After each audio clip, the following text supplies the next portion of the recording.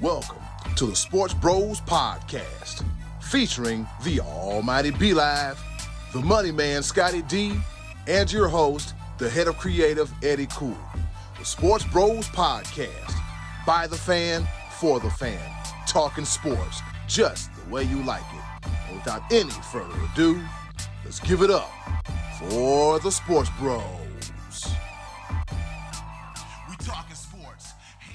Once again, it's another beautiful and fine Tuesday, and you know what that means. It's time once again for your favorite sports podcast, none other than the Sports Bros Podcast. Shout out to B-Live for catching my error early because I named this episode 153 when it's really 154. B-Live, your nickname should be Hawkeye because you be catching everything, all right? Just call me the editor-in-chief, baby. That's what I'm here for. Let's get it. There you go, the editor-in-chief. With that being said, that's enough of my incoherent rambling. I have two of the best co-hosts in the world, introducing the almighty B-Live. What's happening? What's going on in the world today? 154 times. Man. Just all the sports are happening right now. Basketball playoffs, hockey playoffs start today. Baseball is in full swing. We've got 2 different spring football leagues. We've got NASCAR. We've got golf. We've got wrestling. Yes, I said 2 spring football leagues that I watched none of this week. I can't get into the rhythm. I'm trying. That's where I am. What makes it even funnier is watching Fox Sports, and they are obligated to force each show to feature a highlight reel from the USFL for every show. It's funny. It's almost cringeworthy because you can tell that they're being forced to push a product that Scottie D may be right, but we're trying. But you know what? That's about as much credit as I'm going to give the other guy on this show today. So I'm going to go ahead and get that out of the way and go ahead and get his introduction out of the way because it's really irrelevant, just like the 256th pick in the NFL draft. Yes, sir, because he is irrelevant. Go ahead, the other guy. All right, and the other guy, the pride of Washington, Pennsylvania. He is the one, the only, the money man, Scottie D. We will rock you. Yeah, I see. It's like you hear all those good stadium themes this year with the NBA playoffs, the NHL playoffs start this week, boys, and baseball season a month in the books already. So here we go. A good time for sports. Good time for the sports fan is the weather starting to turn the corner a little bit. I'm sure that'll bring the Oakland A's fans back in droves. Because if I'm not mistaken, didn't I hear last week that one of their minor league teams drew more than the major league team on the same night? The fans in Oakland have had it. They've had it. But hey, not a lot of people are going to the ballpark at all right now because it's still cold outside, but we're getting there, baby. It's warming up. And NBA playoffs were heating up, but nothing was as hot this past weekend as the NFL. Still in the spotlight when it's not even their season. Eddy Cole, talk to us. All right, let's get this thing started. Here it is, the top of the order. All right, let's get into the top of the order. And as Scottie D mentioned in our group chat that Roger Goodell would make a great pro wrestler because Roger Goodell got all kind of heel heat. The Boo Birds were out in full effect. And Ice Cube got a heel pop as well, too. But enough about the pomp and circumstances and funny handshakes and jumping up and down. And then somebody's grandma stared at somebody like, you better not try it. If you know, you know. Yeah, you saw that, too. Yes, great moments in draft history. C.D. Lamb and now this. Boy, the stare down. Yeah. You think you're gonna get to my grandson's money first? I'm watching you. Oh man, those always turn out to be funny. Those little interactions to where they have the live cam and they on the phone and you just watch everything around it. Like for example, the time when Russell Wilson got the call that he was drafted by Seattle, and the girl's like, old trout mouth, I like to call her. Yeah. 3 years later, Here comes Sierra dancing in his life, and as they say, the rest is history. All right, enough of my consistent incoherent rambling. The NFL draft, fellas, here we go. Now, what are your takeaways from the NFL draft? Scottie D, what say you? The takeaway to me was actually the story that I told you last week I was most interested in, and that was the quarterbacks. And I was interested to see how that was going to play out. And it didn't play out very well at all. No, because by the end of round 3, one quarterback had been picked. That was Kenny Pickett, and he went, what was it, 20th, I think, to Pittsburgh in the first round, whatever they were, whatever the Steelers were in the first round. 20th. And it goes to show you that not all people are listening to Mel Kiper, who put this big hype board up every single day with all these quarterbacks, Malik Willis and Matt Corral, all them stacked up in the first round, and they didn't get picked for quite a while. Interesting to me, though, because you think of the NFL, the modern NFL is such a passing league, and it seemed to be stressed in the way wide receivers were taken, because like 100 of them went in the first 2 rounds, and yet nobody trusted this quarterback class. I mean, even running backs didn't go until the first one wasn't chosen until the second round. So for a passing league, nobody trusted this class of quarterbacks. Very interesting, because I guess everyone says we got our quarterbacks in place, but we need them to throw to somebody. So let's just rake in the wide receivers off the board. So that to me was kind of an interesting tilt to the way the draft went, that passing league, but nobody's taking quarterbacks. Be live. Well, I'm a piggyback off of that, and then I have a couple points of my own. The reason why so many wide receivers went this year is because of them contracts, that the ones that the big contracts that just happened. Teams were like, whoa, wait a minute. Why am I spending $30 million a year on a wide receiver when I can get one off the books? Let me get him for about $3, $4, $5 million a year. Let me get that rookie contract, and let me get him for 5 years, and let me reset. You're going to see this a lot. The same thing happened with running backs. When they had a dual threat and everything, running backs. I think Zeke Elliott was one that opened that can of worms, where him and Gurley, getting those big contracts, and then the league shifted. What's happening is that wide receivers are a dime a dozen. If they have somebody you have freak athleticism, you have some that run routes, you have a combination of both. But at the end of the day, you go 4 wide, you got a good quarterback, they're going to get a wide receiver the ball. So, dime a dozen, not paying $30 million, you got to be elite on top of elite. You want to see the system reset soon enough. But they're still paying them, though. Well, A.J. Brown got traded and got a big contract like the next minute. So they are still paying him. Devontae Adams got paid. Tyreek Hill got paid. It seems like they're doing both, though, B-Live. It just doesn't seem like they're in place of paying the big. They're doing both. You named 5 teams. You named 5 teams that paid that money. The rest of them said, I'm not doing it. And that's essentially that was the statement that was made by the NFL teams. They were like, hold on, let's see what I can get on this side. Because, again, we're talking, and see, A.J. Brown, $100 million, 4 years. Does he deserve that type of money? I think he's overpaid. Exactly. Exactly. But I'm gonna tell you, I got quite a few, because I love the NFL draft. My first point that I saw, the thing that intrigued me the most, the Green Bay Packers are petty. They are petty. They had 2 first-round draft picks, didn't pick a wide receiver in the first round, and then turned around and traded up to get the second pick of the second round and pick the wide receiver. They had the 29th pick. They could have picked wide receiver there and then did the trade up and get their offense, the defensive tackle that they ended up getting. They did that on purpose. They did that you can't tell me that they did not do that on purpose, just to keep the status quo that they do not draft wide receivers in the first round. Screw you, Aaron Rodgers. But they picked the second pick of the second round on wide receiver. They could have did that in the first round. It would have made not a 29th, 34th pick. They petty.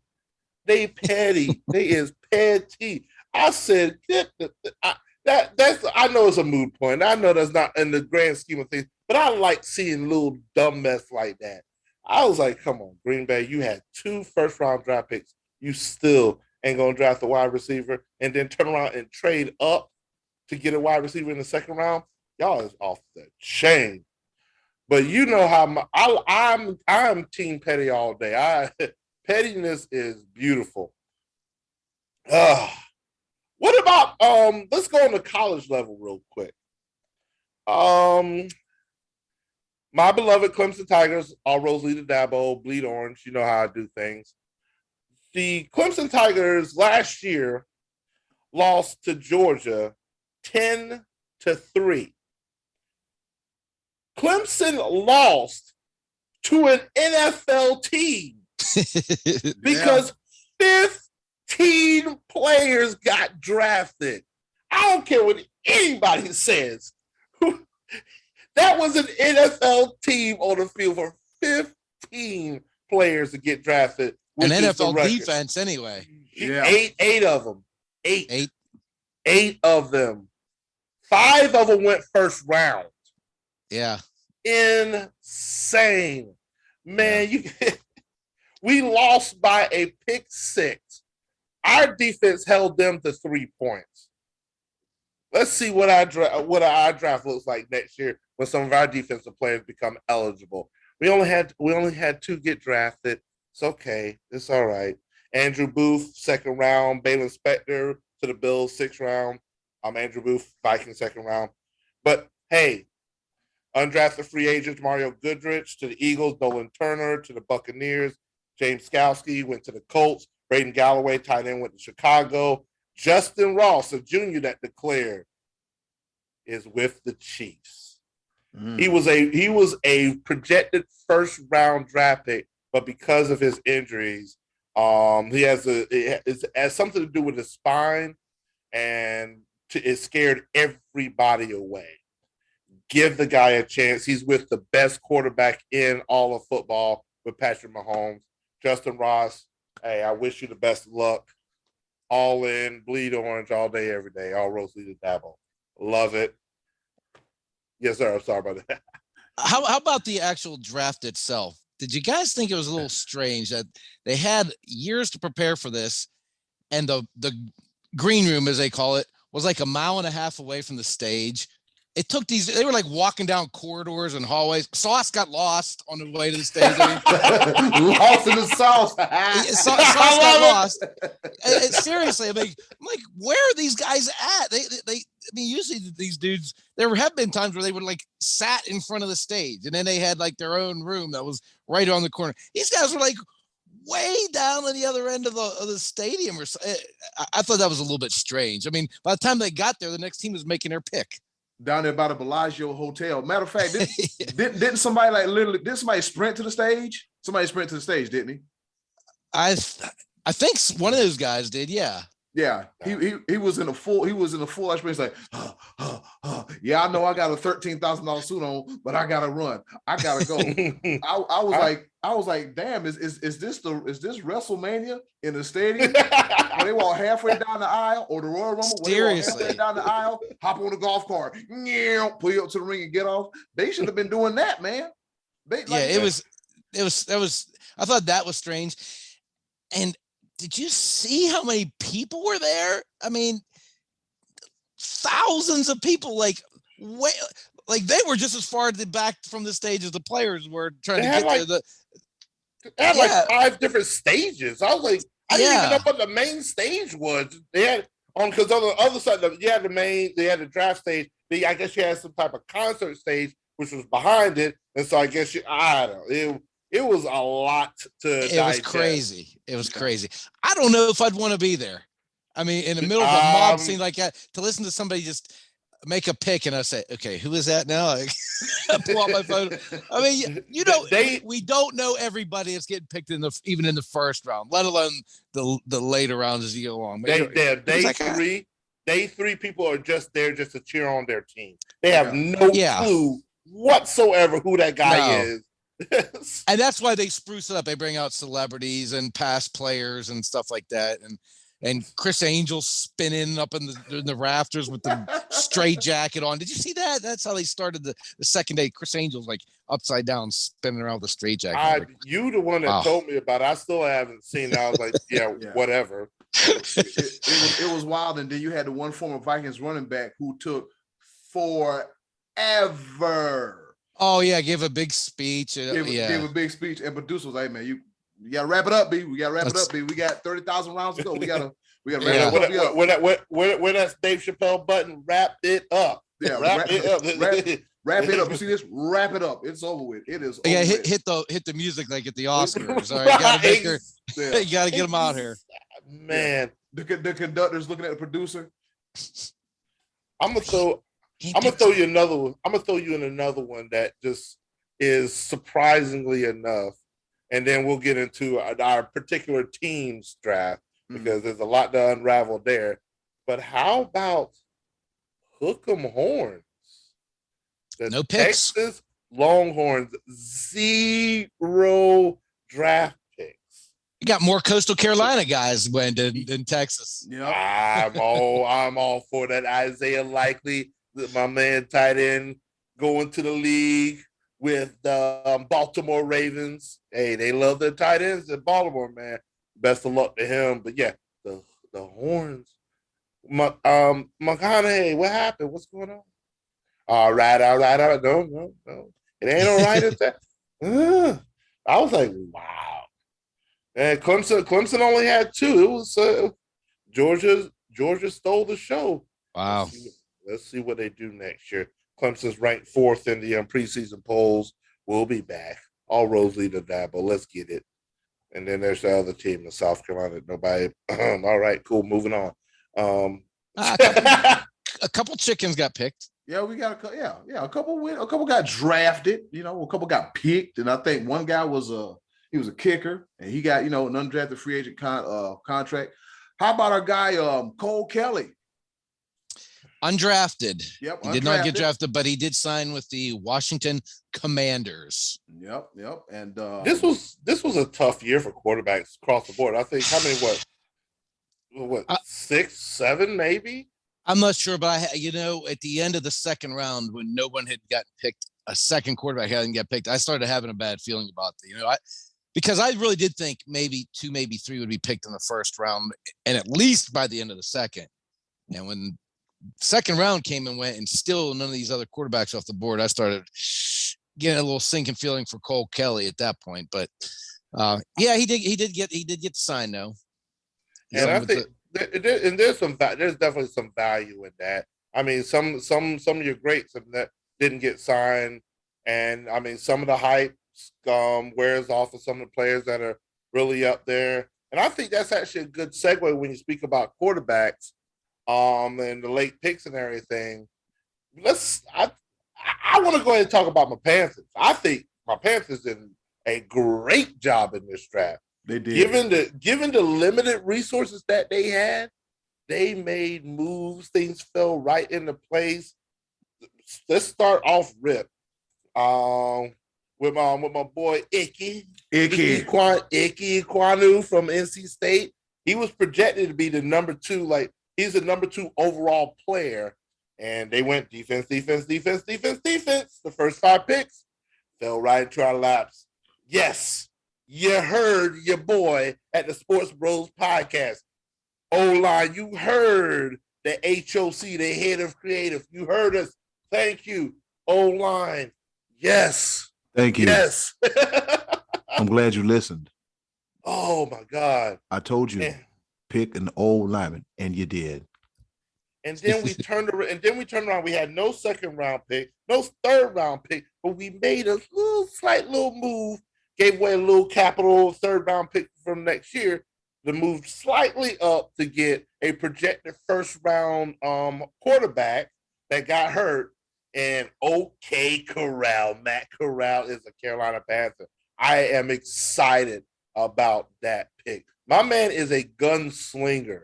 And the only thing they people like to bring up why people like to bring up off the field issues? Get up old stuff, man. Something he did 4 or 5 years ago as a teenager. Wow. Like we're just not allowed to evolve and grow or whatever. That dude did damage at Ole Miss, and he got hurt, and that's where his draft stock fell a little bit. For us to get him in the third round when we did, and with first round talent, beautiful. I am all for it. I think the future in Carolina is bright. We didn't give up too much capital. We got the majority of our skill players in place. Our defense, I feel, is just strong. We addressed linebacker needs. We addressed our O-line. I am ecstatic about my Carolina Panthers. Great job with the draft, with our limited resources. Do I think that we're Super Bowl bound? Pump the brakes. We're not there yet. But I think that we addressed exactly what we need and didn't lose too much capital. We, for the love of God, we didn't go down that Baker Mayfield road. Oh, Lord. God. Boy, I'd have been hot. Oh, I'd have been hot. They made the right choice. And still don't touch Baker Mayfield. I don't care how tempting it is. No. Eddie Cool, didn't you say you saw the Browns GM looking lost in your restaurant the other day?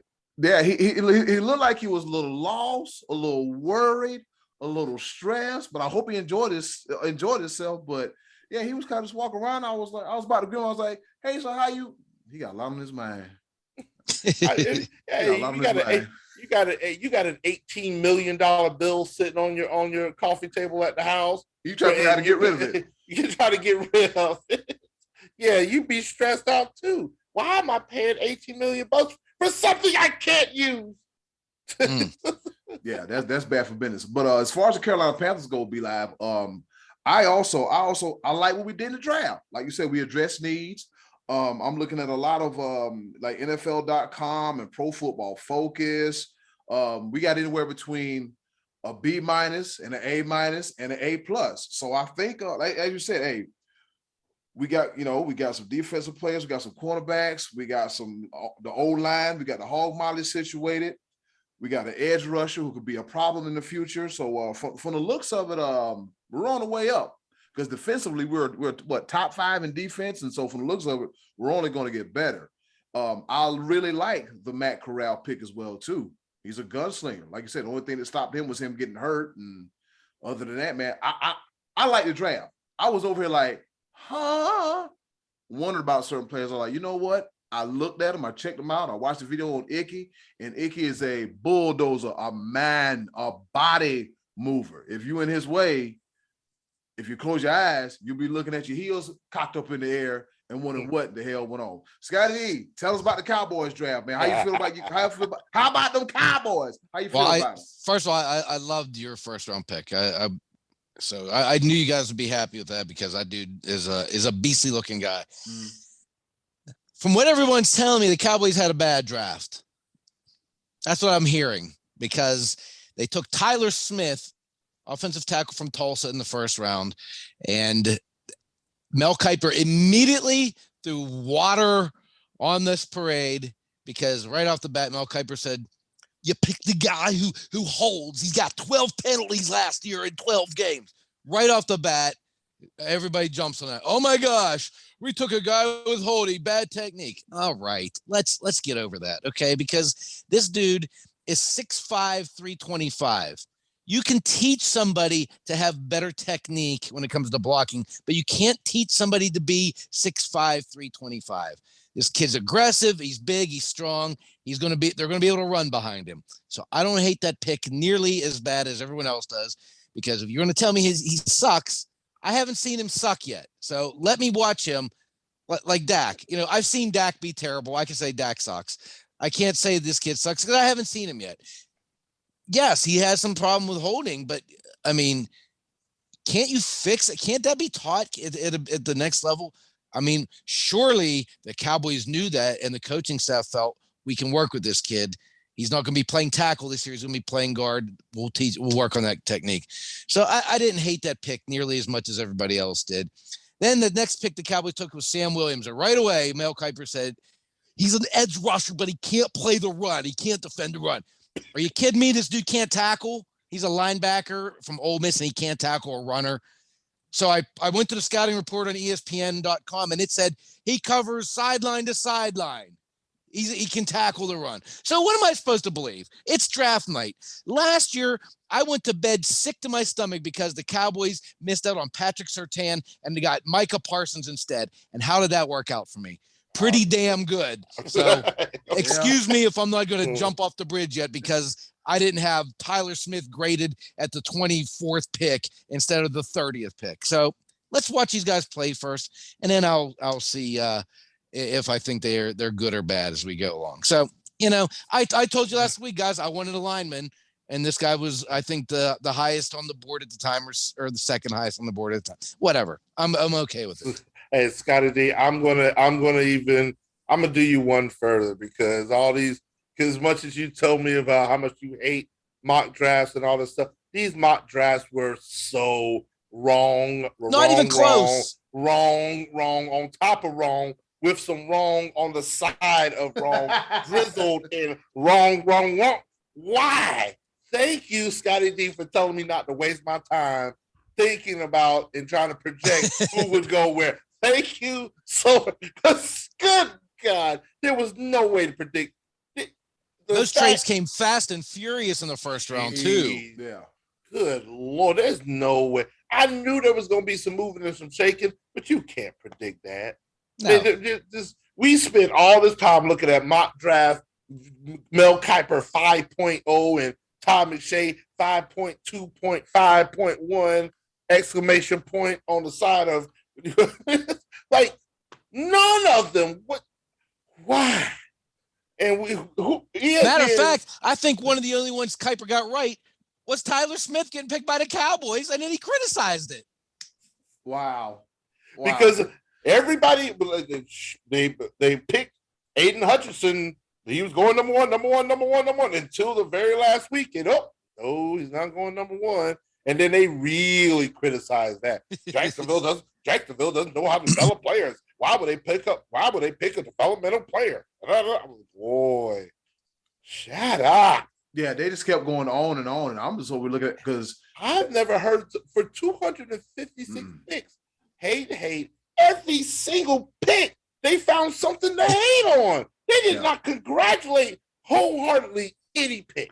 No, there's something wrong with him. He didn't show this. He only did it for 1 year, but he was only able to do this. But he was in this system. That was it. Yo, he got caught smoking cigarettes and drinking liquor and smoking weed. Yeah, and eating at the pizza parlor and jaywalking and congratulate the players. This is the time of their life. Once upon a time, Emmitt Smith was too slow. Yeah. And pick his hands are too small still. But that was one of the most touching moments I've ever seen. Yep. He was beyond ecstatic when he got picked. Now all he's got to do is change locker rooms.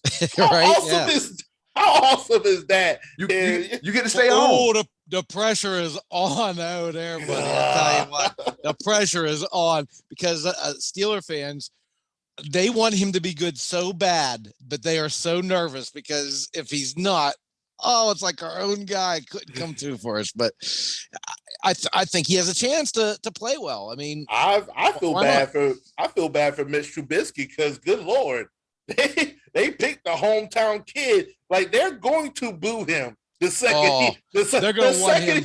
The second he throws one bad pass, we won't pick it. Yep. We won't. Man, yep. But you never know if Pickett has a really good camp, they may cut Trubisky. That wouldn't be unprecedented. Remember the year that Seattle signed the Green Bay backup, Matt Flynn, and then they drafted Russell Wilson, and he came out of training camp as a starter, and they cut him.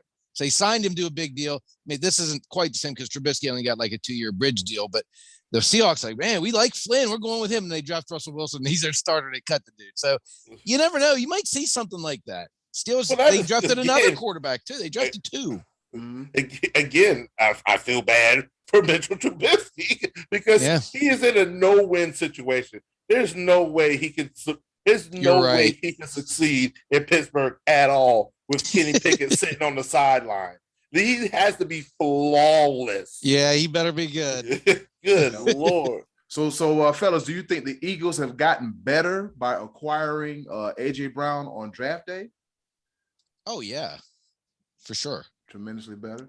Receiver's been a big point of emphasis for Philly. They can't seem to get it right, no matter who they draft or try to sign. So that's a good get for them, and they seem to have a good draft. By what people are saying, they went after it. They signed some, drafted some good names in there, but. Again, like B-Lab said, that's a big price tag. They gave him 4 years, $100 million. So, and their quarterback is still kind of unproven. I mean, they're saying they're going all in with Jalen Hurts, but I don't know if everybody else is believing it. No, it's one of those things we don't have much choice to believe in at this point in time. They've made their choice.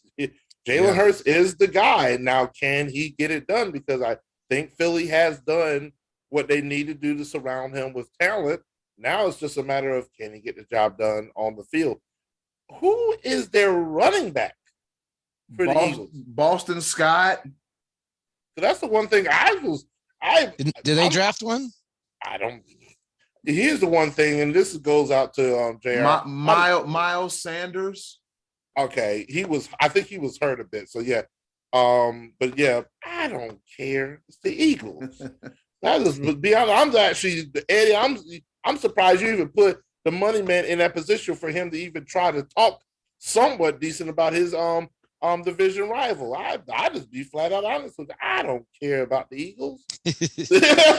Oh, and shout out to David Vereen, possibly my cousin. Yep, the former South Florence Bruin. He's inked a deal as an undrafted free agent with the Baltimore Ravens, and our good buddy Joel Turner told us to watch out for him as well too. So, got some Joel Turner guys getting some deals in the NFL. So, how about this here Hollywood Brown trade? He went to the Cardinals, right? Mm-hmm. He's got to be thrilled. You know what? Now all this makes sense because before we start recording. News broke that DeAndre Hopkins will be suspended 6 games for PED usage. So, fellas, do you think that the Cardinals knew before it became public, and that's why they busted move to go get Hollywood Brown from Baltimore? They absolutely knew. This is no the way the news broke. I was like, yeah, they knew that. Makes sense. DeAndre Hopkins did that, and I'm over here like, come. D-Hop. Oh God, you're just giving people just Clemson haters just another reason to talk just dumbness. God, I don't even understand it. Like, people spend more time hating on Clemson than actually rooting for their own team. I said what I said. Matt Renfro is a guy on he's on the Clemson versus South Carolina Facebook group that he does not report anything about the Gamecocks.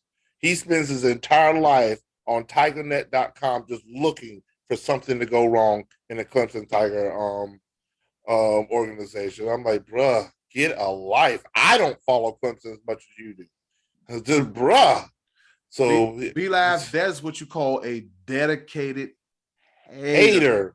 A dedicated, lifelong hater. He hates the taste of his water. He hates the color orange. He hates the sky is blue. The fact that the sky is blue. It's a lot of hate. The definition of a hater is not liking what somebody else has. It's not. You don't celebrate what you have and what others don't. You actually dislike what somebody else has. And you, sir, are a hater. And I said it on my podcast. Coming directly to you, Clemson versus South Carolina Facebook group. Trash talk, leave your feelings at home, Facebook group. I'm coming at you. I said what I said. Clemson Tigers, all in, bleed orange, all roads lead to Dabo. Yes, sir. Cock-a-doodle-doo. We'll get it in as well, too. All right, fellas, that was a great segment about the NFL draft and everything else going on in the NFL. Coming up next, NFL playoffs. The NBA playoffs. Second round action. Coming up next here on the Sports Bros Podcast.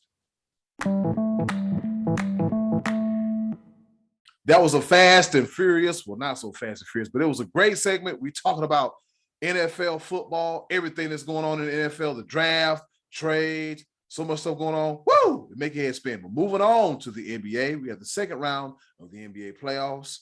In the Eastern Conference, we had a couple games on yesterday. We had the Celtics and the Bucks. And out west, we had a barn burner, a thriller, if you will, between the Memphis Grizzlies and the Golden State Warriors. Be live. Takeaways from the Celtics and Bucks game. What say you? I'm going to go ahead and start this campaign. If it has not been started already, the Greek freak, Giannis Antetokounmpo, is one of the top 10 greatest players of all time. It's a wrap. We can argue this all day. I'm ready for it. Man, this dude, top 10 all time, huh? All time. This dude is a multiple MVP, season MVP, finals MVP, all-star, defensive, all NBA, all the accolades. But dude, at the end of the day, all these accolades just bear down to one simple fact. There's a short list. If he's in the top 10, say his name right. It's Giannis. It's not Giannis. It's Giannis. Go ahead. This is what we're doing now? Semantics? Go ahead. We're doing semantics right now? If he's in the top 10, say his name right. Oh, my God. He wants you to put some respect on his name. Okay. Put his respect on him. 50 burgers. How about you say his last name? Antetokounmpo. Antetokounmpo.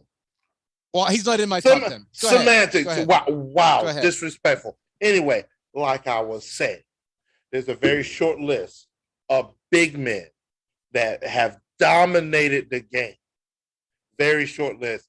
Giannis is up there.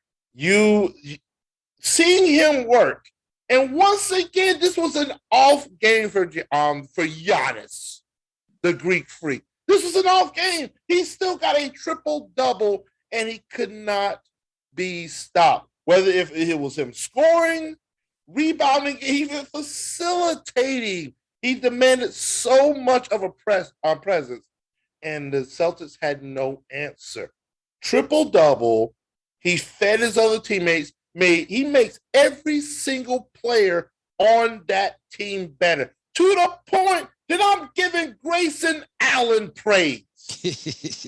if that right there don't put him top 10 all time, I don't know what is. Grayson I'm Allen, making a praise. Oh, yes. Grayson Allen. Oh. Yeah, you already know how much I can't stand him. But he is dropping dimes to Grayson Allen, and Grayson Allen's putting them tray balls on them, and he's hitting them shots that Boston couldn't do. And man, with Chris Middleton on the bench, Chris Middleton, to some people, is Batman, and Giannis is Robin to some people out there. They have got to be smoking. No, but I've heard the narrative. And so, yeah, they have no chance to get this Boston team that is red hot, that swept the Brooklyn Nets and the best. I'm not even going down that road.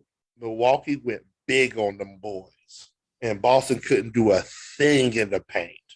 And they had to resort to Scottie D's favorite element of the game, the three-point shot, and couldn't hit the broadside of a barn. And that right there is an element. You live by the three, you die by the three. And Giannis, Bobby Portis, and Lopez, they forced them boys outside because they're just too big of a presence inside. And just Giannis is. Somebody give me an answer. Somebody give me an answer on how you stop Giannis. You stop your best shot is trying to put him on the free throw line. Yep. And you know the last person that was your best bet. The last person that was, all he did was win a three-peat, multiple scoring titles, MVPs, Finals MVPs, one of the best big men of all time. You know his name. Well, he's got 50 of them. I mean, Shaq Diesel, the Adonis, all the other things, Papa John's. But dude, I put the Greek freak up there with Shaquille O'Neal. I put him up there with Wilt Chamberlain. I put him up there with Kareem Abdul-Jabbar. Yes. Top 10 all time. And God forbid, he's still getting better because a couple years ago, he didn't have a mid-range shot. Now this dude's got a mid-range shot, and he's borderline. He can drop a couple of tray balls on you, but he doesn't have to. In a league that is dominated by the three-point shot, he doesn't have to. He just facilitates others to do it. And they keep winning. Top 10 all time. And yes, he is the best player in the league right now. With his body of work, he's going to be top 5. Right now, he's top 10 on my list. Let him get another title. This game, all you need to do to look at why the Celtics lost this game is look at the fact that they missed 32 three-pointers. 32 times they shot and didn't get points. If you take half of those shots, and put them at the free throw line and make one of 2, they win the game. That's a lot of empty possessions right there. That's a lot of flailing around, being unsuccessful. If they shot 18 of 50. So you know what you do when you're having a bad day like that? Just keep shooting them. Just keep jacking them up. Does any coach in the league anymore know how to coach like plays, run plays, or is it all work around the perimeter? If you get an open lane, drive in and then kick it back out, and that's what happened. The Celtics look terrible because they were just jacking threes. What open lane? You don't have lane. When they were beating guys off the dribble and they were dribbling to the rim, they didn't take it and try to get fouled. They just kicked it right back out. That's all over the NBA right now. That's the whole NBA. That's not specific to this one game. That's the whole league right now. Everybody's gonna dribble, throw it out. Dribble, throw it out. And when you get it, you do the fast pass to the next guy. And then that guy does a fast pass. And then everyone's jumping, trying to block the three. It is pathetic. And you know what the Bucks didn't do? They didn't shoot 53s. And guess what? They won. Here's what you need to know about the Celtics. They scored 89 points. Let me take you back a little bit. Game 6 of the 1986 finals, the clinching game for the Boston Celtics against the Houston Rockets. They scored 114 points. This is a team with Larry Bird and Danny Ainge. And guess how many three-pointers they made? 2. 3 of 4. And Bird was 2 of 3. And Ainge was 1 of 1. And they put 114 on the board. Now, there's your analytics for you. You need to shoot threes to score a bunch of points? No, you don't. There's your analytics. Take that, crumble that, turn that sideways, and you guys know the rest is wrestling fans. Yes, sir! Woo! That's what I think about your analytics when it's better taking 3s and 2s. Yesterday, there was a guy I'd never even heard. What was that guy's name? Percy Pringle or something like that out there shooting 3s for the Celtics, something like that. He shot 8 yesterday, 8 three-pointers. What's this guy? I'll tell you this guy's name. Let me. I can't. Pritchard. That's his name. Pritchard, not Pringle, not Percy Pringle. Pritchard. This dude's out there jacking. I never heard of this guy, and he shoots more 3s than Larry Bird. Get out of here, Peyton Pritchard from Oregon. Yeah, that's why you lost, because Peyton Pritchard's out there jacking 3s, and Giannis is dunking on people. That's why you lost, Boston. You better get that right before your next game. Okay, I'm done with you, Boston. Next, John Morant. Let's talk John Morant. All right, let's dunking on people. Yeah. Woo! Yeah, let's go ahead and talk about the Memphis and the Golden State series, fellas. Game 1. Scottie D, since you're on the roll, keep right on going. John Morant had the series clinching layup against Minnesota when I believe it was the Ant-Man overplayed on the inbound pass. He went to the rim and shot that little lefty layup, and they won. And that was a game that he had the most incredible dunk you're ever going to see somebody have in live action. Although Gary Payton Jr. had a pretty nasty one on Sunday as well with the left hand. He's with Golden State, I believe, at this point. But nasty dunk. Anyway, getting back to Ja. So, first of all, you never would have convinced me that Klay Thompson was going to go to the free throw line to seal the game and miss 2 free throws. That was first. That's unbelievable. But he's going to get a pass because he hit the 3-pointer that ultimately decided the game. So anyway, there's that. But I would have bet my whole paycheck that Klay Thompson's going to make not one but both of those free throws. He didn't. He missed them both. The ball went out of bounds. Golden State didn't get it, even though they probably should have. And why are they not looking at that at replay at this point? Don't do that. I don't understand why they're not trying to get that right, because that's pretty important to get right. I didn't even know they changed that rule in the last couple minutes like that. That was a cop out from hell. Oh, don't get me started with that. They should have been looking at the replay to decide who had that.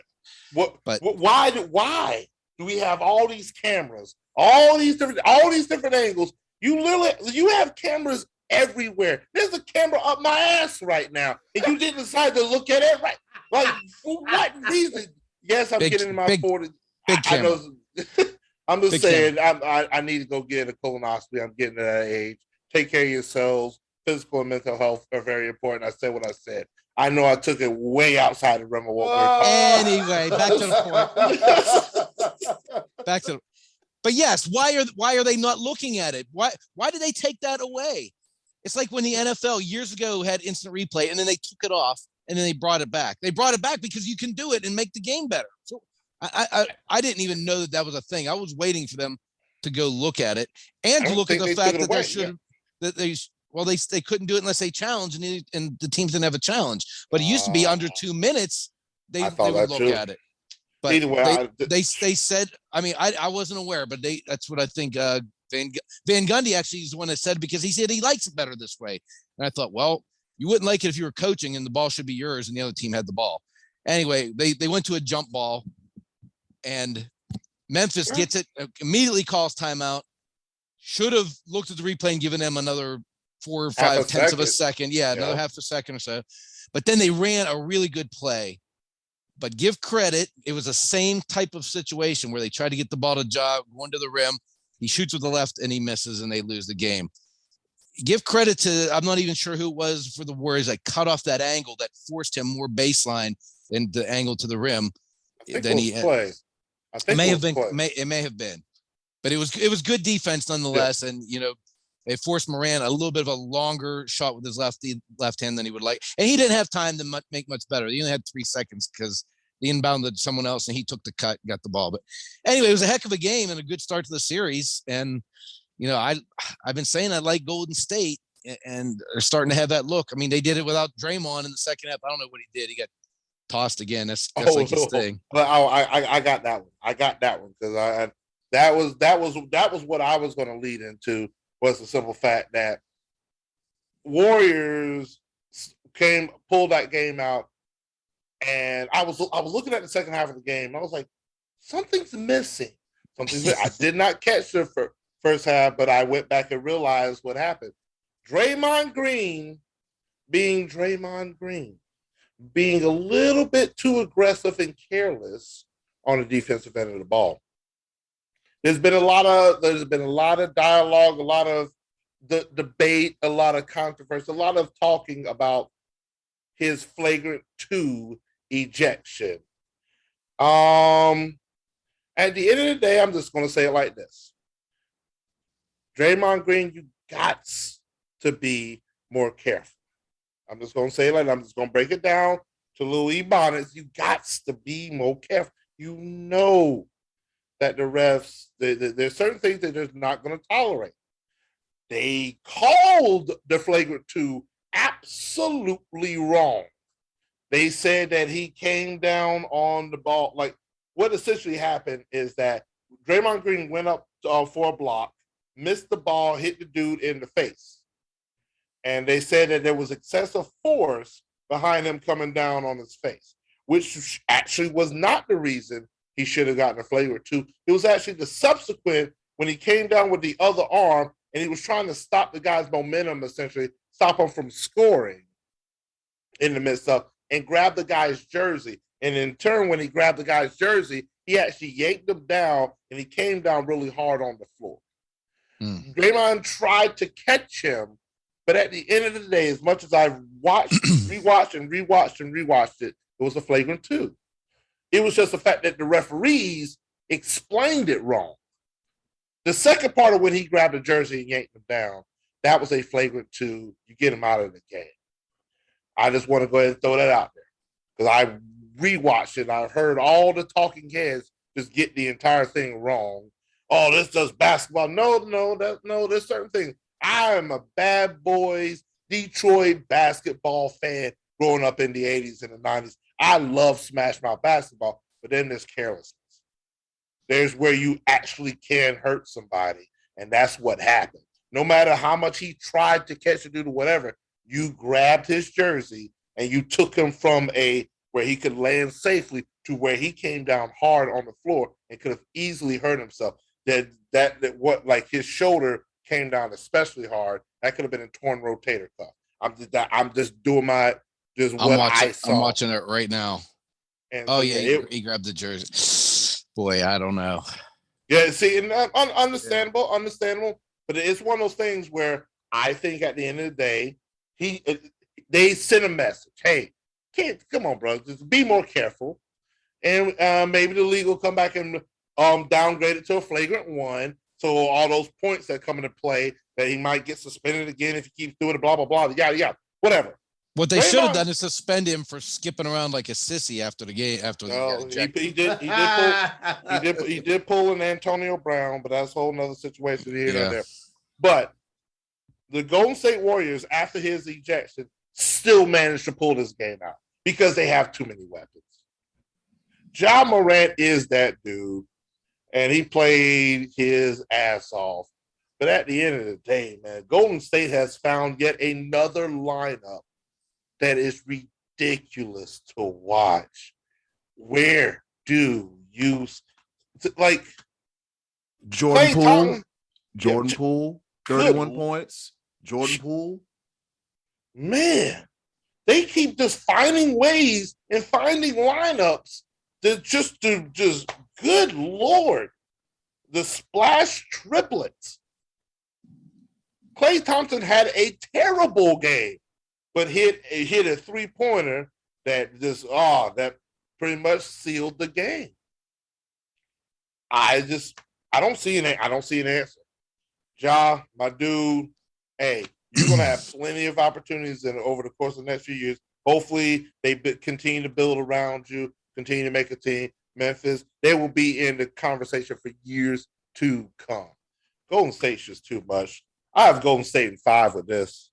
Yeah, I agree. I like that too. Yep, Golden State in 5. All right, so fellas, here we go. We got game 1, the 76ers and the Heat. Do we even care about this series?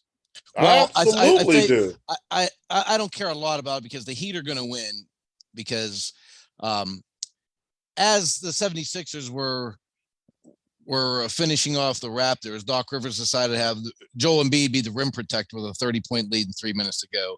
He's out now. He fractured his orbital in that situation. This is a guy who already had a bad thumb and a history of injuries. And with the series already in hand, Doc Rivers still has him on the floor. Stupid, inexcusable, dumb. You're going to lose, and then you're going to lose your job. Heat are going to win that one. What else you got for me, Eddie Cole? You are about to lose your job. What else you got? You don't just get to skip over what I got to say. Phoenix? I completely disagree. I completely disagree. You know why I disagree? Is because Doc Rivers has been listening to people like you all of his career, and he was like, "Oh, I can't win the big one. I keep losing 3-1, 3-2." So guess what he did? He wanted to solidify the win. That happens in basketball. You cannot blame that injury on Doc Rivers. At the end of the day, yes, I can. You would be wrong. You'd be wrong. If he's not in the game, he's not getting his face broken. And you're up 29 with 3 minutes to go. 4 minutes to go. 4 minutes to go. You don't trust the rest of your team to be able to hold a 30-point lead against a team that you've already taken their heart. You already destroyed them. You're up 4 games to 2. You're winning. This is over. It's over. He was waiting on the next dead ball to take him out of the game. How'd that work out? How'd that work out? But you're still going to blame a freak accident? Yes. It doesn't happen. That's irresponsible. That is irresponsible. It's irresponsible to have him in the game with a 30-point lead. That's irresponsible. And it's over. A guy with injury history and a bad thumb, and he's out there playing protecting the rim for a 30-point lead with 4 minutes to go. He should have been out with 5 to go. It was over. It was over. If for some reason they cut it to 15 with a minute to go, maybe then you put him back in. That's irresponsible. Over. I could tell you've never coached a game in your life. Nope. And I don't think Doc Rivers it has either. All right. Wow. That was terrible. Terrible for that to happen. All right. The blood is on Doc's head. All right. So going back over to the West, we got the Mavericks and the Suns. They also play, we record this on Monday for Tuesday. Game 1 between the Mavericks and the Suns. Suns in 4? No. 6. I agree. 6. Luka is playing. Luka is balling. And the thing about it is, Devin Booker, I still don't think he's 100%. No. I don't think that what's going to hurt the Suns is I don't really think they have an answer for Luka. Luka is going to stretch the ball. He's going to make DeAndre Ayton. He's going to make him he's going to make him a liability on the defensive side of the ball, which is going to open up the lanes. But I still think that Chris Paul showed me that how important he is. He went a perfect 14 for 14 to clinch that series, clinch the last series against the Pelicans. That may be a testament of the Suns not being as good as we thought they were. Or maybe the Pelicans are really, really good. They just took them time to click. The Suns, I think again it's 6, but we'll see. We'll see. They have the talent to do it, but Luka is balling. Luka's saying like, hold on, y'all don't forgot about it, bro. Let me show you what I really can do. And for all those people that say that he's unathletic, I hate that narrative. I really do. I hate that narrative. For somebody to be leading their team, their professional basketball team, in points and assists and rebounds, and then turn around and call this dude unathletic, y'all off the chain. That's some of the most ignorant. I don't want to buy it. It's not ignorant. I'm saying ignorant things I've ever heard in my life. Just, bro, some people need to grow up. They need to grow up. Just because of the nature of the color of his skin and whatever, you can call the kid unathletic. Luka is that dude. He's going to show some people. Suns in 6, but Luka going to show some people not to doubt him. I said what I said. Okay, be live. I'll tell you what, man. You guys are giving me a lot of good takes for this here podcast, man. And I really appreciate it. Anything to say before we get up on here to our next segment of the show, our favorite portion of the show? We got anything else you want to add? Scottie D is ridiculous for blaming this on Doc Rivers. Yeah. I can't. It just irresponsible. You know who else, irresponsible. You know who else is going to blame it on Doc Rivers? The owners. Whenever they lose and they go home, he be gone. Bye. And you watch. All right. I see what you're saying. James Harden, for the love of God, can the real James Harden please stand up? Or is he washed? Is James Harden a shell of his former self? Because this would be the time. He wasn't winning playoff games when he was his whole self.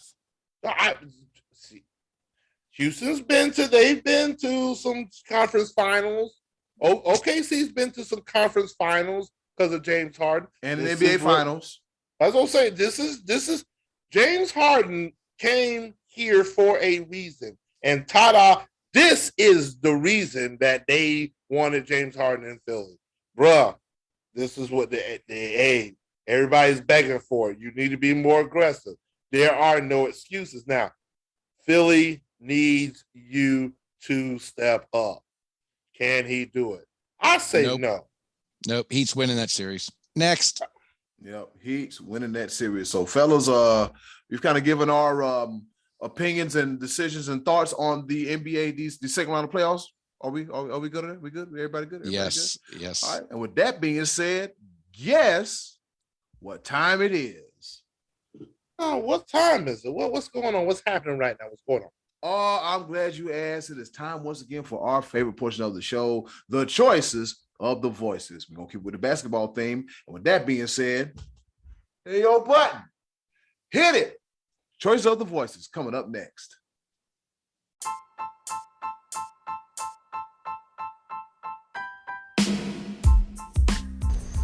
And now, our favorite part of the show, the choices of the voices.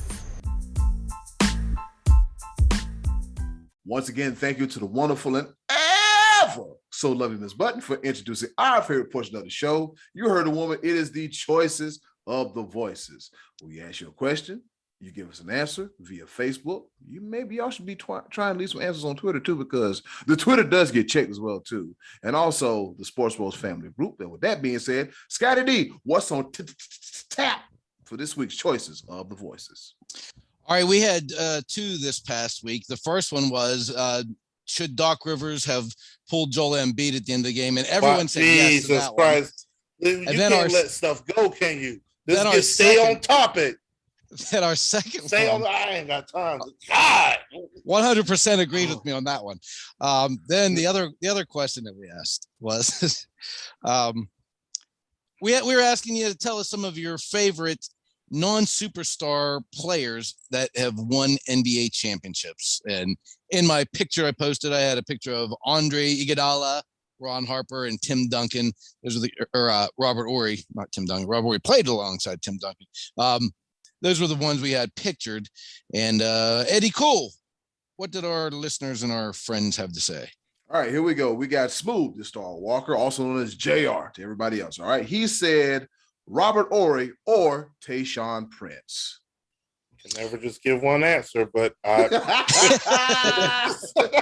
never get. But you know what? I'm not even gonna pick on him because I did that. I'm not even gonna lie to you. A little bit later, I did that myself, just because the pictures you almost give away. But I already gave my answer away yesterday. But yes, both of these are actually really good answers. Like I hadn't thought much of Tayshaun Prince. That was a pretty good answer. I think here's the thing about Tayshaun Prince, that he was that team that won. Nobody was a superstar. Exactly. Yeah, yes. Nobody was a superstar. They were just the ultimate team. Yep. And that's what that was just a beautiful thing that came together. Yeah. I mean, so that's where I give him a little props with that. That takes a lot of thought, but nobody was a superstar on that team. So he was actually one of those ones where he emerged on that team as basically one of the better players. But that was the ultimate team championship with the 2003, I think the Pistons won that year, 2003, whatever it was. Yeah, I guess if you really look at that team, you would say like Chauncey Billups, maybe Rip Hamilton would be considered the stars, but neither one of those guys were like superstar Hall of Fame players. Like you said, they were all like just very good players that meshed together pretty well, along with Rasheed Wallace, I think, was on the team. Ben Wallace. Yep. Yeah, it was a nice team. It really was a good team. Antonio McDyess. I think they had Lindsey Hunter or something like that. Yep. So it was a good team for sure. Yeah, it was a good team. It was a deep team, man. That was a very enjoyable series to watch. I enjoyed it. I'm not gonna lie. No, it was terrible when they beat the Lakers. It was wonderful. It was absolutely wonderful. After the three-peat and nobody could stop Kobe and Shaq, and to see a team that doesn't have superstars, you've got two future Hall of Famers. And for that team to beat the Lakers, it was beautiful. Detroit basketball. Oh yes, sir. All right. What was the next answer that we got on this? All right, here we go. Moving right along, we got Craig Burns, and Craig Burns said Kevin McHale of the 1980s Boston Celtics. Kevin McHale. Yeah, I talked him out of that one because Kevin McHale was a star. He was like probably number 2 option on the team after Bird. So he kind of agreed with me. So he said Cedric Maxwell, who was more of a role player for the earlier Celtics. He wasn't on the 86 team, I don't believe, but Cedric Maxwell was definitely on those NBA Finals teams of the early 80s. So that was a good choice. I like Cedric Maxwell as a pick. I know you kind of feel the same way as I do, though. Kevin McHale would be not as much of the secondary role player as he was. I mean, he's a Hall of Famer too, if I'm not mistaken. Yeah, I would agree with you. It's like the same question. You're not allowed to say Scottie Pippen, right? Like, exactly. I think that's the equivalent. That's just like Kevin McHale was that dude. Like, I mean, Larry Bird is Larry Bird, but he definitely didn't do it alone. And Kevin McHale was just as much involved in that. And for all those people with the stupid arguments about that Jordan couldn't do it without Pippen, same thing. Larry Bird, really, I don't think he would have ever done as much without Kevin McHale. Same thing, Kobe, Shaq, LeBron, with the multitude of players that played alongside him. I said what I said. I'm getting off topic. Amtrak this thing. Craig Burns, good answers with both. Just had a little clarification. Cedric Maxwell, I'm good with that. Very much good with that. All right, move right along. John Wysick, he said, how about Michael Cooper? And Scottie D had to talk him out of his original answer too. Same kind of thing. Yeah, he was going with James Worthy, and that's again another guy who's a Hall of Famer and like elite, like with Kevin McHale type of player. But yeah, Michael Cooper though, that's a great. He was like the defensive stopper and would the 3-point specialist, meaning he'd probably shoot 3 a game. You know, not 50. Or not as many as Percy Pringle from the modern Celtics. Man. Oh, Percy Pringle. Here we go. We got Joey Buckets, Joe Gafkin. He said Bruce Bowen. He could knock down a jump shot and put the clamp on you. And then he said, I like Jason Terry too. So he chose Bruce Bowen and Jason Terry. Bruce Bowen's a really good pick. Yep. Oh, yeah. He was always hit that jumper from the corner. That was like his spot, the baseline corner 3-point shot. Yes. And he was another one of those irritants. He was a guy that just get under your skin. Yep. Oh man, I love the baseline 3. That was my spot. That was my spot. Oh, you didn't think I would hit it on you, but I did. But that's long, you were deadly with it. Yes, I was. You were deadly with it. He was deadly like Detlef. He was deadly like Detlef. Yeah, deadly like Detlef Shrimp. Shout out number 11, Seattle Sonics. All right, so here we go. We got the best name of the game. JoJo Comfort. He said Cedric Cornbread Maxwell from the Celtics of the 1980s. Two for Cornbread. Yep. You got another Celtic guy on here, Eddie Cole. Did you see Matty Ice got one on there? Yes, but we're gonna save the best for last because okay, gotcha. It's a paragraph. It's a paragraph, you know. Yeah, we might have to do the Cliff Notes version of it here. Summarization wasn't his specialty in high school, but you know what? The thing about it is, I appreciate it. It's appreciated. I will say Matty Ice is here for us every week. We appreciate it. So I appreciate it. All right, William Georgia, he said Bobby Portis, aka Crazy Eyes. Yeah, Portis is a guy I hadn't even thought about. That's a good answer there. And this is a new age up and coming because he is definitely he's doing his job. Mm-hmm. He's doing his job. He is getting I love the fact that the interaction he has with the crowd. Yeah, like they love Bobby Portis in Milwaukee. Yeah, they do. Bobby. I love it. Great answer with this. Absolutely. The finals were like his coming out party last year. Say that's whenever he really like stepped it up last year, the postseason. Yeah. All of a sudden, this is over here. I was like, okay, turn up. Let's get it. I love it. Great answer. All right, move right along. We got Kurt Malloy. He said, Derek freaking Fisher. Clutch threes all day. Derek Fisher. That left-hander was deadly. God, I can't stand left-handed shooters. I ain't gonna lie to you, but he was because it's just your program when you're playing basketball. You think more people are dominantly right-handed. Derek Fisher, you just didn't think about it, and he already was shooting on you with the left hand. You did all the scouting, but he was just deadly with that left-handed 3-pointer. This is a great answer.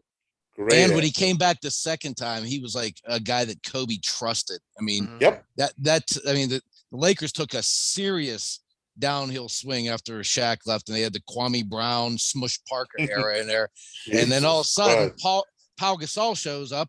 They're looking good again, and they bring Derek Fisher back, and that was just a guy that Kobe really, really trusted, and he had some really big games in the finals those couple of years. So great answer there. Yeah, Kobe. I don't think Kobe has 5 rings without Derek Fisher. Probably not. Derek Fisher has 5 as well. All right. And we save the best for last. Here we go. We got Matty Ice Martin Tracy. He said, I'm going to go with Danny Ainge. And reason he cites as follows. He's a great athlete who was a 3-sport star in college, played QB, did all that fun stuff. He even played second base for the Toronto Blue Jays. So that's neither here nor there. All right, here we go. He said, Ainge was sneaky good. While everyone had to worry about Bird, McHale, Parrish, DJ, and Walton, he was ready to go. Yeah, he was ready to go. Whatever it took an open 3, a hard pick and roll, or a nice pickup under finger roll. He said, I will try to keep it short. Yeah. He said, I got an honorable mention, Sam I Am Cassell. Excuse me. He was a fearless shooter and could create his own shot, probably because he never saw he saw a shot, whatever. But so he chose Danny Ainge, Sam Cassell, and the microwave, Vinny Johnson. That's a good one off the first Pistons championship run. Yep. And the thing about it is, I ain't even mad at this, Matty Ice. You know why? Because this is why we do choices of the voices. Because it literally gets gets you the going. thought process. It gets you going. Yeah. So he was like, man, first thing, boom, boom, boom. Oh my God. Second that, hey, we ain't got no problem with it whatsoever. We gonna crack jokes about it. Guarantee you that much. That's without a shadow of a doubt. We gonna make fun of you, but we appreciate it all in the same. So and Sam Cassell was a pretty darn good answer too, by the way. Oh, absolutely. And did we have a choice of the voices one time where did we have a question of who was the ugliest? Ooh. Yeah. Cassell showed up on that one. Ooh. He showed up. I think Ainge showed up too. Oh man. Oh, look, ugly dude. Nah. The alien. Oh, had to do it, man. But yeah, Matty Ice, appreciate it, man. That was those are all good answers, all of them. All right, all good answers. Shout out to JR, Craig Burns, John Wasick, Joey Buckets, the best name in the game, Jojo Comfort, Will Jarger, Kurt Malloy, and Matty Ice Martin Tracy for their participation in this week's Choices of the Voices. Scottie D, who's your favorite non-superstar on a championship winning team? Well, Derek Fisher was mentioned. That was one of the ones I really liked. If I got to go back to like the and I had a picture of Ron Harper in a Bulls uniform, but he did that with the Shaq and Kobe Lakers too. He played a significant role as like a defensive lockdown guy and occasional scorer. Then I go back to the Lakers of the 80s, and AC Green was one of those guys. Just a hard player, get rebounds. He could hit a little shot here and there. You know, I think Byron Scott maybe was a little bit better than I would give credit for in this type of role. Yeah, maybe you could say Byron Scott was one of these players, but Byron Scott was really, really good. He was an excellent shooter. But AC Green was another one of those guys that just, Magic counted on him because he knew he was going to be in there banging and getting boards and doing the dirty stuff, doing the dirty work. So, as a Laker fan, I have tendency to think of Lakers. And there's another guy that I always thought was kind of unheralded for those Rockets team. That was Mario Ellie. And then he also went on and had, I think, a championship run with the Spurs. But he was another one of those just grinded guys that was there to play defense and get you the occasional buckets. But Derek Fisher was probably the guy I was thinking of the most whenever Robert Horry. I mean, he's like the ultimate, right? I mean, right. Robert Horry is the ultimate answer to this question, and he did it with the Rockets, with the Spurs, with the Lakers. So it seemed like everybody liked him. You never heard anybody say, I can't stand Robert Horry. Everybody liked Robert Horry for some reason. He's just one of those dudes that was so cool. It just play defense, say, all right, I'm along for the ride. I don't need to score. What game's on the line? Give me the ball. Boom. It hit the big shot. He loved it. Be live. Talk to me. Oh, and real quick, speaking of Robert Horry, I listened to the Big Shot Bob podcast, and I guess Robert Horry got beef with Danny Ainge. Oh boy, I don't know if you remember. I think was Danny Ainge the coach in Phoenix? Yeah, I think so. And something happened as to where him and Danny Ainge had exchanged words. And he took a towel on him or something. Yep, and he took a towel and he threw it in his face. Still to this day, it's not over yet. No, he's my gosh. He's if anybody got any heat towards anybody, he got some heat towards Danny Ainge. Like he was like, yeah, celebrity boxing matches. Yeah, put me and Danny Ainge in the ring so I can knock his ass out. Oh, that's hilarious. Yeah. Love That is it. hilarious. Love it. Sports Rose Podcast. Let's go. I had to throw that story in there. Be like, oh, go ahead, man. Oh, man. I already answered last week. You already know my answer. But for the sake of the show, and of course, I like to throw in a little honorable mention. Robert Horry, obvious answer. He won 7 rings with 3 different teams in 16 seasons. 7 rings, 16 seasons. He almost won a ring every other year. That's ridiculous. And he's one of only 4 players all time that has won a championship with 3 different teams, which actually leads me to my honorable mention. And I like to see if you guys are up on your game with this. This player is only one of 3 players from his college to win an NCAA championship and an NBA title. The other 2 players are Hall of Famers. Just to go and throw that out there. There's the clue number 1. Ray when Allen? I spoke, no. This particular college, I want to throw this out there. The second clue: he's one of only 4 players to win a championship with 3 different teams, just like the aforementioned Robert Horry, John Sally, and LeBron James. Those are 3 of the 4 all time in the NBA that has won a championship with 3 different teams. Clue number 3: he has the second most 3-pointers in one NBA Finals series. He had 27 3-pointers in the NBA Finals in 2013. Only person that has more than him in the NBA Finals is Steph Curry with 32. And in that Finals, he lost to LeBron James, Dwayne Wade, Chris Bosh, and Ray Allen. With those 3 clues, who is one of the greatest role players of all time? He's won 3 NBA titles with 3 different teams. Yes. And one of those was in 2013, losing to LeBron. No. He lost in 2013. He won a championship in 2014. Okay, so that means I feel like we're going towards San Antonio. Is that right? Okay. Yep.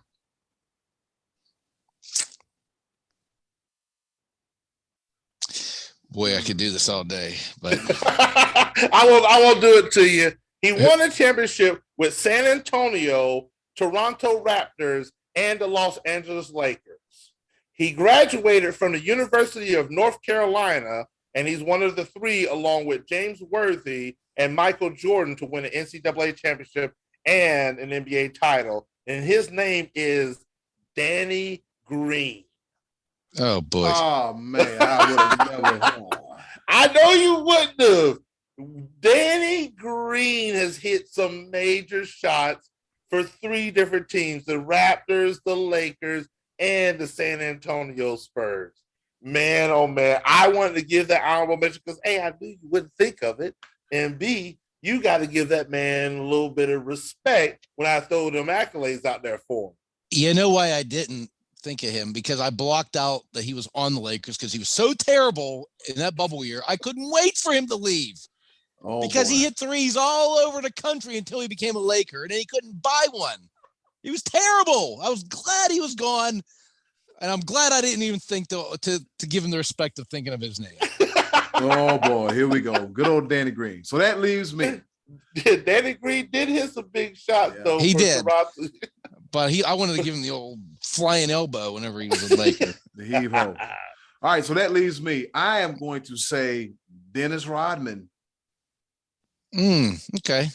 Dennis Rodman, because he was snatching. He's borderline superstar, though. I'm just saying. Okay. Well, let me take that back. He just wasn't a let's see. scorer. Top 50 all time in the NBA. That doesn't say role player. Yeah.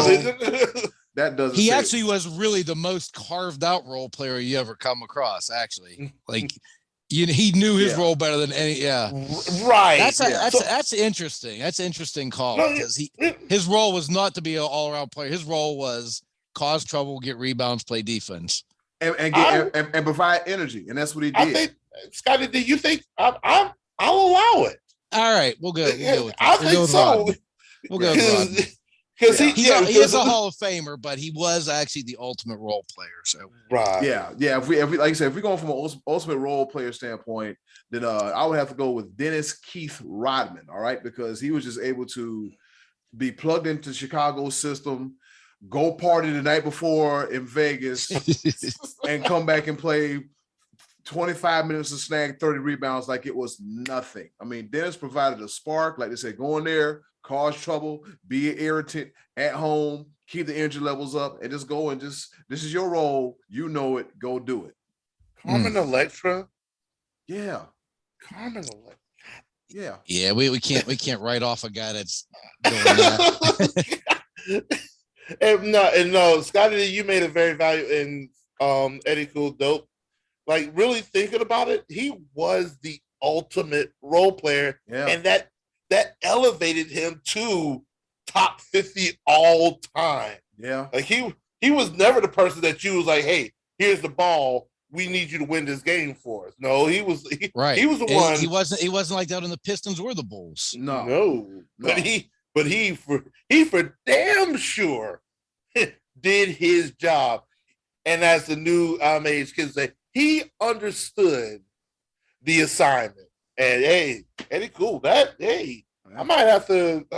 That's a really good answer. Oh, we tried to write you off, but now to think about it, yeah, that was, yeah.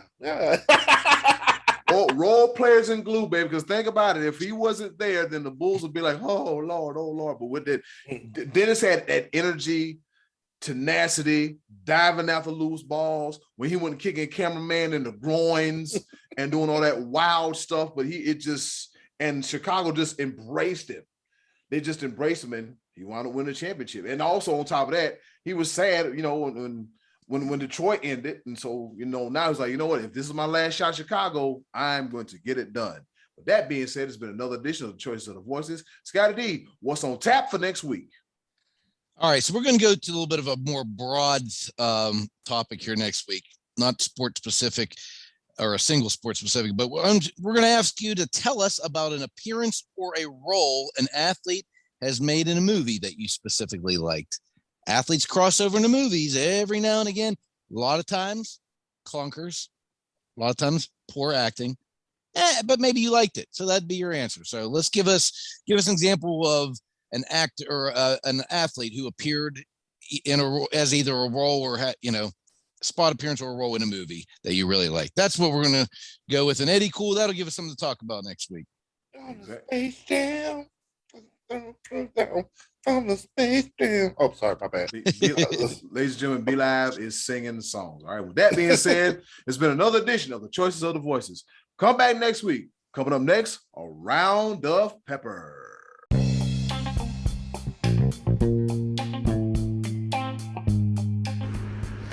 Okay, boys, let's bring it home with a round of pepper.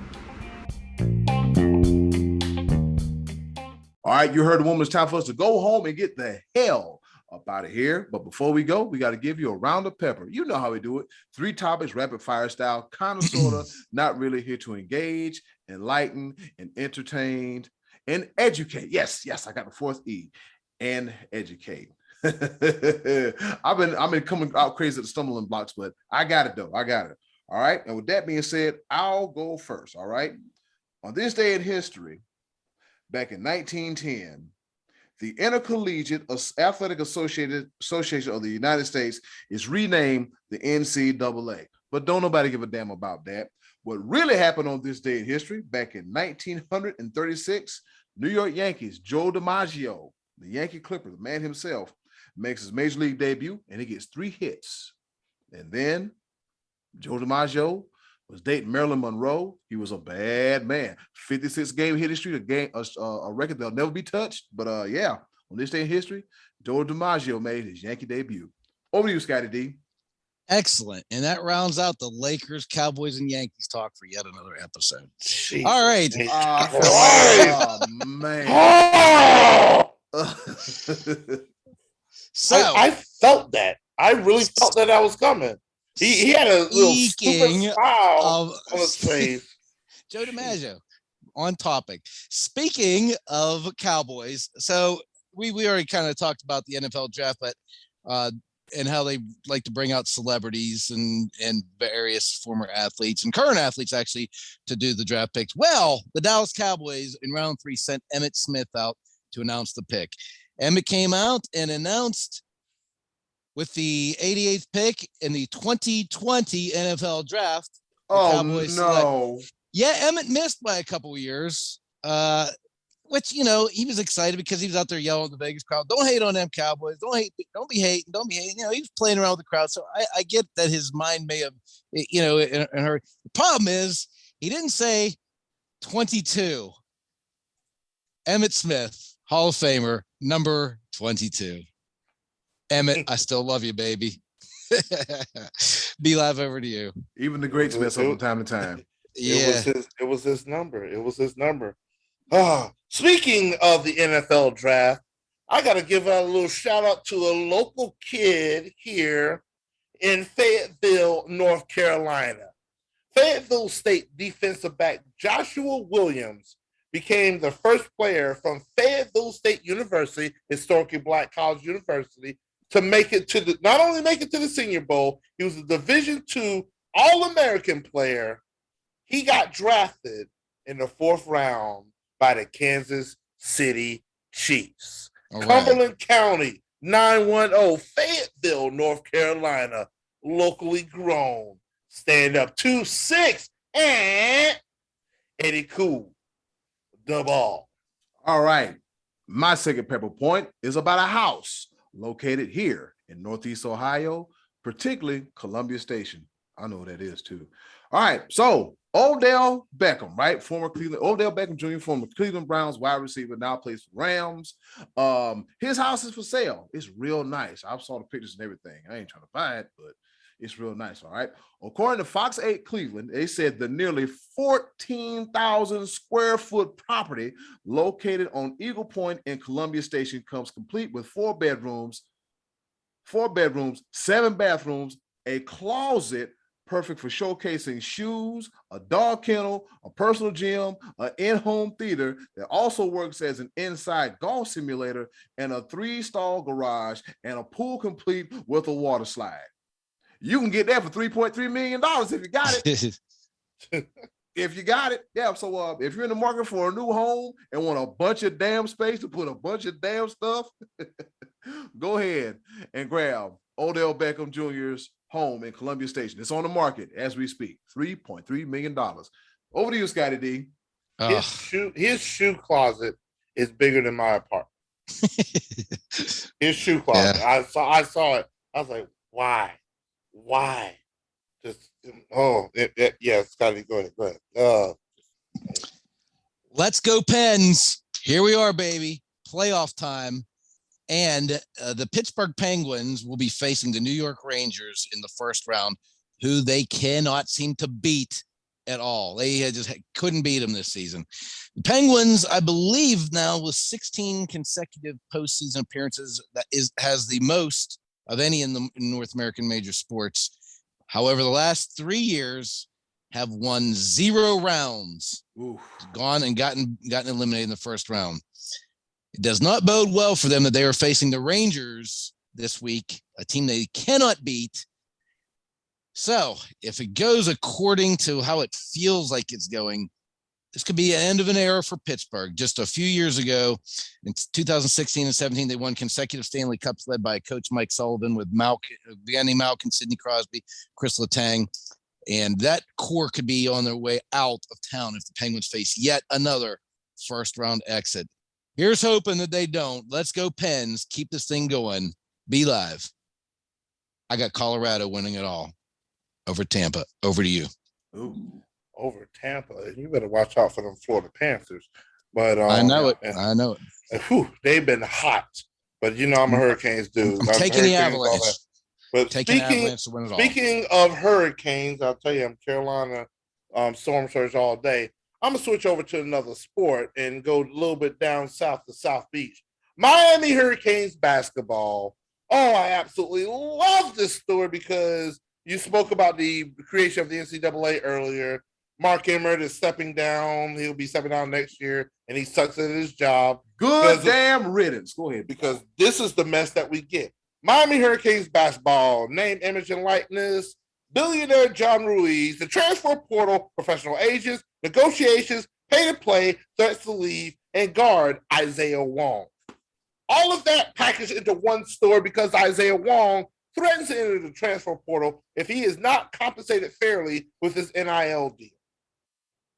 The university, of course, cannot comment due to the NIL guidelines. They can't have any interaction with this whatsoever because of NIL rules, NIL laws. So they've got to sit on the sideline and be like, I can't help you with your NIL deal. So I don't know who you need to talk to. Isaiah Wong, all he did was he was second in scoring on the team. He wasn't even the leading scorer on his team this past year with 15.3 points per game, 4 rebounds, 2 assists. Really not that big of a deal. But at some point in time within this story, comes to find out that his agent, his NIL agent, was reaching a little too far, trying to maximize his deal, et cetera, et cetera. Isaiah Wong is not leaving the University of Miami because of an NIL deal gone bad. He's staying with the school. But good God, this is a hot freaking mess. NIL, just all over the place. Eddy Cool, the ball. All right, the ball, and I'll catch it. Why? Because Jameis Winston is throwing it. And speaking of Jameis Winston, Jameis graduated this past weekend, fellas. So a shout out to Jameis Winston for going back to school, for getting his degree. Okay, now according to Sports Illustrated, because that's where it comes from, as you can see. All right, after winning the Heisman Trophy in the BCS National Championship while at Florida State, Jameis Winston returned to Tallahassee this past weekend after 7 years away to complete his college experience. All right. Now he's a quarterback for the New Orleans Saints, and he attended Florida State's graduation on Friday to receive his diploma. All right. The 28-year-old has been taking online classes since leaving school in 2015 and completed his degree. All right. With a major in social sciences and a minor in business. Shout out to Jameis Winston, man, who shows it's never too late to go back to school. Over to you, Scottie D. All right, so this weekend coming up, we're going to have an incredible UFC fight card.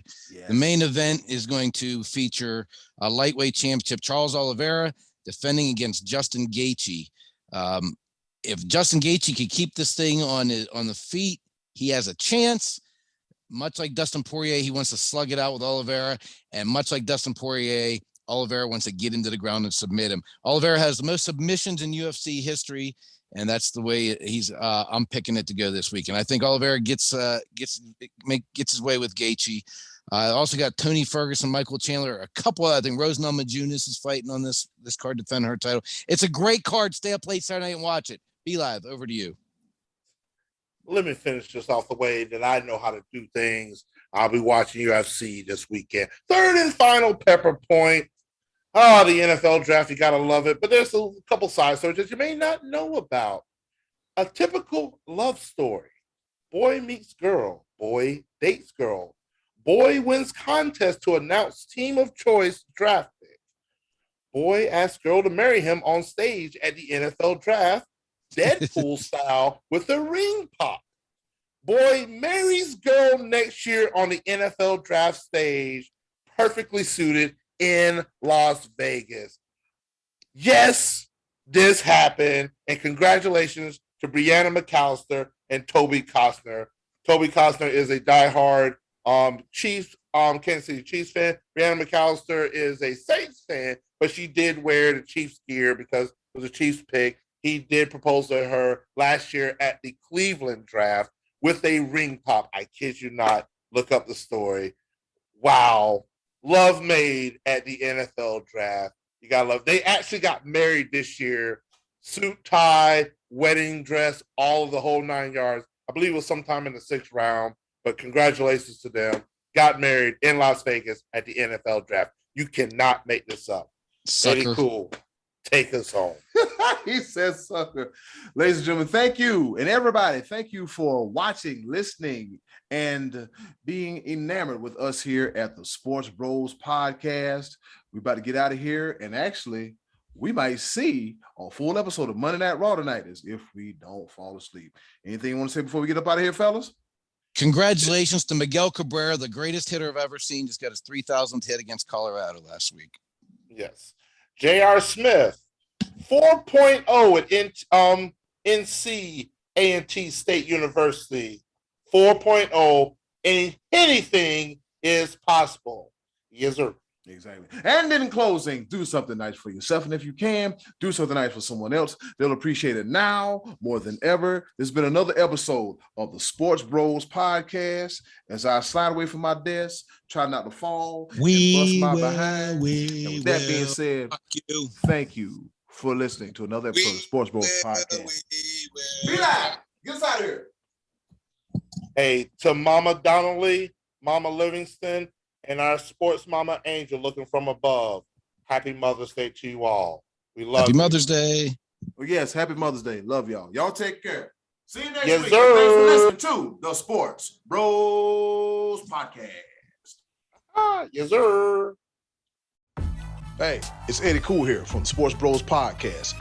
And do you want some more of the Sports Bros Podcast in your life? Wait a minute, don't answer that. The answer is yes. And I know you want some more of the Sports Bros Podcast in your life. Do us a small favor. Go to the description box, click our Linktree link, and you'll see all the links on how to follow the Sports Bros Podcast. Once again, thanks for listening.